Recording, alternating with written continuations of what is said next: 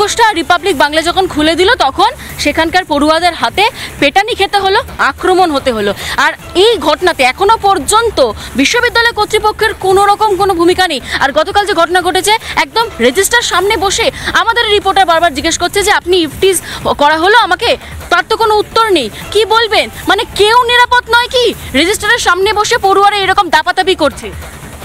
রেজিস্ট্রারের ঘাড়ে কটা মাথা যে সে বিশ্ববিদ্যালয়ে বসে সেখানে নানা রকমভাবে ছাত্ররা যেসব কুকাজ করছে সেই কুকাজের বাধা দেবে।